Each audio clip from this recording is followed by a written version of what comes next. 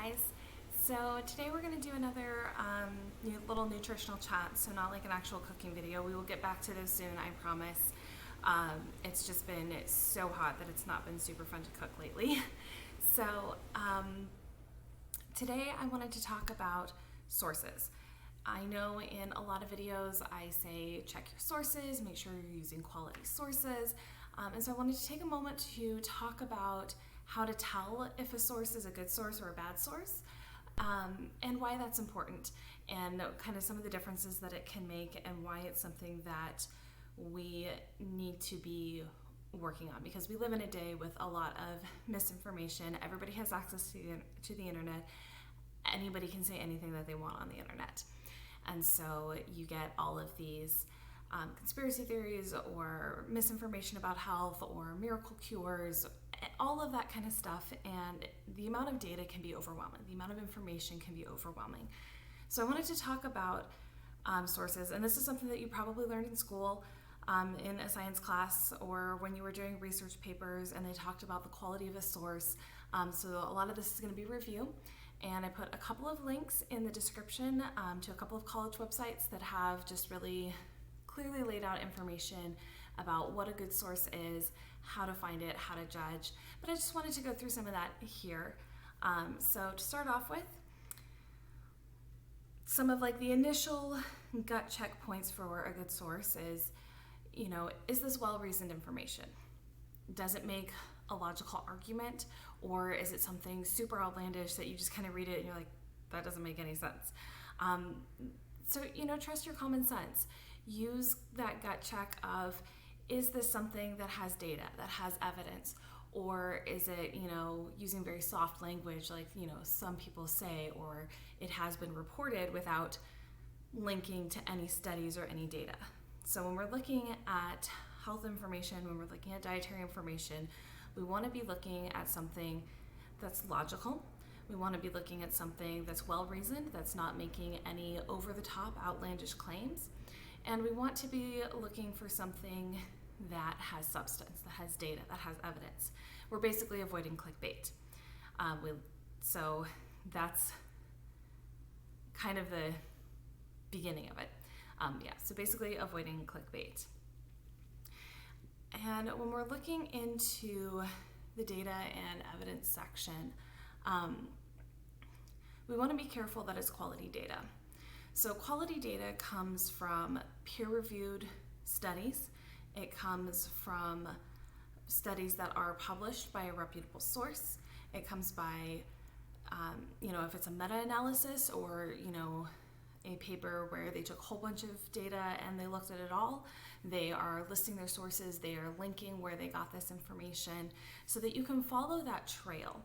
Now, you don't necessarily have to follow the trail every time, but if a website or a journal article is making a claim and they're not citing any sources, that might be kind of a red flag to look into to see, okay, is this, if it's not a study that the group that's publishing themselves did, and they don't list any sources, you have to wonder where that information came from. So you really want to look for sources that are laying out where they're getting their data, why they're saying what they're saying, making sure that it makes sense, and that if you are looking at a trial, you want to know that you want to look at their methods. So you want to know that they have methods that are a large enough sample size. So if they do a study and it's 10 people and 3 of them show negative results and 7 of them shows positive results, they can say, 70% of people. But is 10 people really a good sample size of the entire population? No, absolutely not. So you want to be looking for things like that, because that might be a pilot study. That might be, hey, this is what we initially saw, but then that's how they get funding for a bigger study. So you want to be looking for that bigger study. You want to be looking for that large segment of the population that is going to give you data that can reasonably reflect what's going on as a whole, not just in a tiny subsection of the population. And so why does this matter?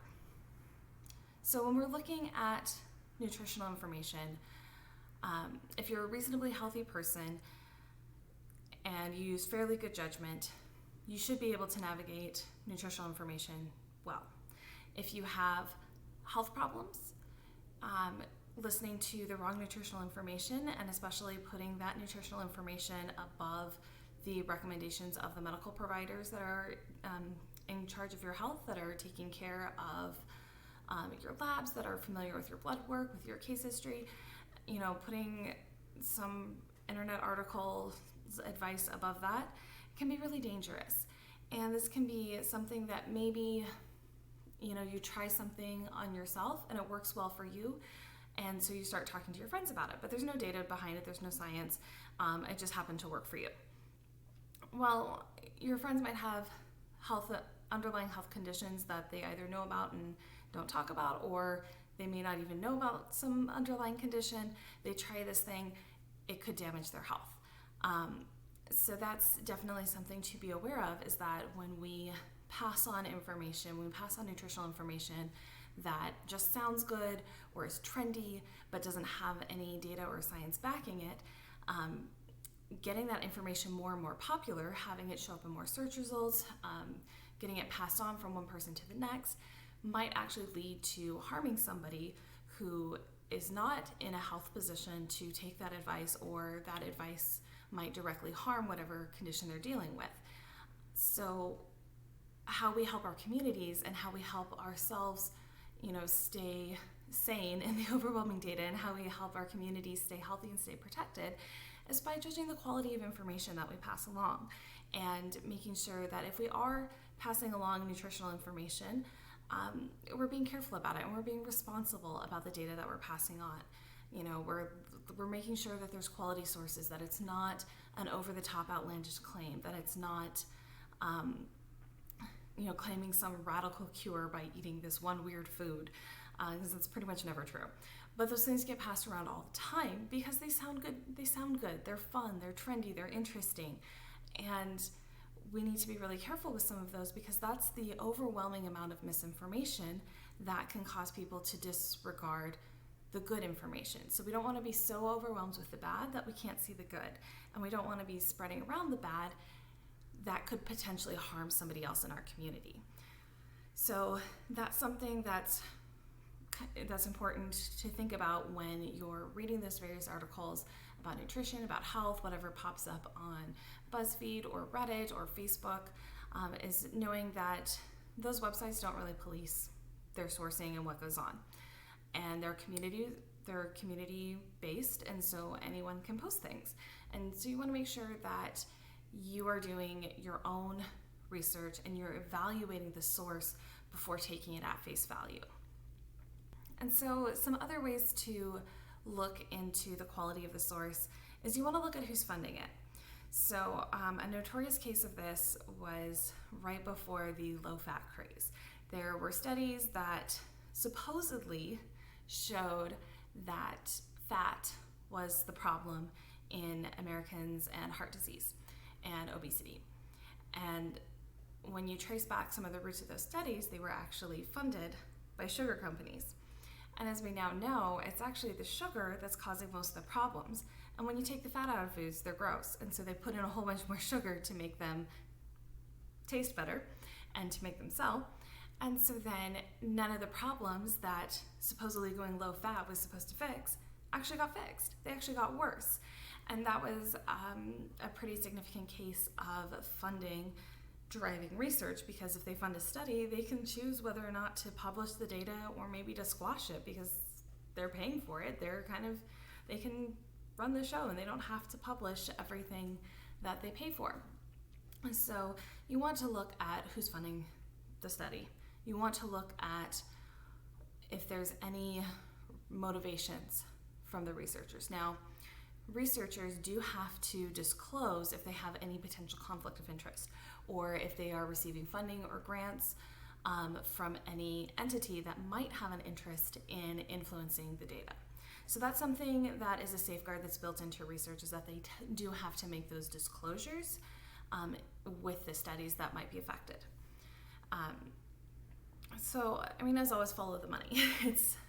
It's kind of, it's said all the time, but it is important when you're looking at information is look at who's funding it, who's backing it, and who has an interest in that particular piece of information being passed along and becoming part of our cultural understanding of the world. We know enough about the human body to know that it is too complex for a silver bullet. There's no one diet fits all. There's no one health trick fits all. It's going to be different based on your genetics, based on your health conditions, your activity level, your age, your hormonal levels. Like, there's so many different things that go into how to make you the healthiest you. And so these sites and these articles that are claiming to have the answer, the one diet, the one exercise plan that's going to make all of your problems go away and make everything better, you really want to watch out for those. You'll see them a lot in women's magazines, particularly ones about diet and exercise. You'll see them all over the internet, all over Facebook, and advertisements all the time that are promising the quick cure that will fix everything. And those are never true. And those are always just meant to either sell you something or to keep you buying the magazine or to keep you reading. It's never about your health. So you want to be really cautious about anything that is claiming to have that one size fits all problem, because one size doesn't fit all. And then with anything that references data, so anything that says studies show, anything that talks about actual data, graphs, numbers, charts, all that kind of stuff, you want to make sure that they list their sources, that you can actually go track down those sources, see the data for yourself. It's not always the easiest to read, and I'm not saying you have to go out and read every study, but if you're not able to track those down, or if you track them down and they don't really look like they match, that might raise a little bit of a question, because you can take data, as my dad said, is with statistics, the ways that you can manipulate numbers is that you can make numbers say anything that you want to. And you can do that with a data set, is the different ways that you manipulate that data set can make it say slightly different things. And so you just want to be really careful that you're looking at the data sets, looking at the sample sizes, and just doing the basic of, okay, does this make sense? And this was a trick that my mom taught my sister and I for multiple choice tests, particularly timed ones, is that you look at the problem, you know some of the basics of, okay, if it's 5 times 25, you know it's going to end in a 5. So if there are 2 answers that don't end in a 5, you can eliminate them. So just kind of do that sort of logical process when you're looking at some of the more core data. Is, do the paper titles make sense in terms of what the article is claiming? If you can kind of briefly glance at the abstract, which is like that first paragraph of a scientific paper that just kind of lays out the basics of the paper. They're usually pretty quick and easy to read, and that can kind of be your gut check of, does this data and does this paper actually relate to what the article claims, or is there a disconnect? So you want to be checking that. You want to look into, if it is a study on a population, you want to look at their sample size. You want to make sure that it's a big enough sample size to actually translate into the real world, and not just a proof of concept study where they're showing that, hey, this methodology works, now let's take it larger scale. So you really just want to be doing those basic checks when studies and data are referenced, to make sure that they actually do connect to what's being said in the article, and that they are applicable on a more broad sense and not just proof of concept or pilot study. You want to look if there are other studies that say the same thing, because you can find one study that says one thing, but if you find 20 studies that say the opposite, which one's more likely to be true? And so you just want to be careful and make sure that there's more than one study or more than one piece of data that backs up whatever the claim is, that it's well reasoned, that it's a well-reasoned argument, and it comes from a reputable source that has sources, that has data, that has quality data, that has, that has the logic built into it, a sample size that is broad enough to make it applicable, supporting studies.